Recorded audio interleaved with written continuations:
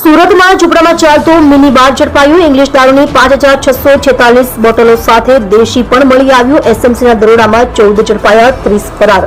સુરતમાં સ્થાનિક પોલીસને અંધારામાં રાખી સ્ટેટ મોટરિંગ સેલે વધુ એકવાર દારૂના મસમોટા અડ્ડાનો પર્દાફાશ કર્યો છે। પુણા વિસ્તારમાં ઝૂંપડામાં ચાલતા મિની બાર પર એસએમસીએ દરોડો પાડી નશો કરવા આવેલા 14 શખ્સોને ઝડપી પાડ્યા હતા, જ્યારે 30 લોકો ફરાર થઈ ગયા હતા। પોલીસે ઘટનાસ્થળ પરથી ઇંગ્લિશ દારૂની 5600 થી વધુ બોટલ અને દેશી દારૂનો જથ્થો પણ ઝડપી પાડ્યો હતો। પુણામાં ઔદ્યોગિક વિસ્તારમાં આટલા મોટા પ્રમાણમાં દારૂ પહોંચ્યા બાદ બેરોકટોક વેચાણ ચાલતું હોવાનું સામે આવતા સ્થાનિક પોલીસની કામગીરી સામે સવાલ ઉઠ્યા છે। દારૂ, બરફ, બાઇટિંગ સહિતની સુવિધા અપાતી હતી।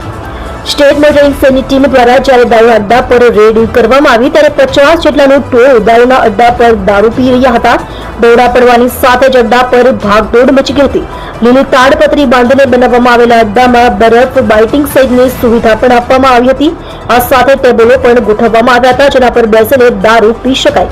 આ સાથે જ ગ્રાઉન્ડમાં પણ પાછળના ભાગે પાથરીને દારૂ પી શકાય તેવી વ્યવસ્થા કરવામાં આવેલી હતી। જે રીતે બારમાં મોટા ફ્રીજમાં અલગ અલગ બ્રાન્ડ દેખાય તે રીતે રાખવામાં આવેલી હોય છે, તેવી જ રીતે આ બુટલેગર સોદાગરના અડ્ડા પર પણ બારની જેમ ફ્રીજમાં અલગ અલગ બ્રાન્ડની બોટલો રાખવામાં આવેલી હતી।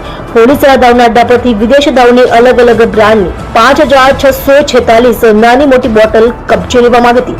સ્ટેટ મોટરિંગ સેલની ટીમ દ્વારા દારૂનો જથ્થો આપનાર મુકેશ મારવાડી, દેશી દારૂ વેચનાર ગણેશ પાટીલ, ગોડાઉનથી દારૂ સપ્લાય કરનાર કાળુ યાદવ, દારૂ લાવી આપનાર ભરત સહિત કુલ 12 લોકોને વોન્ટેડ જાહેર કર્યા છે।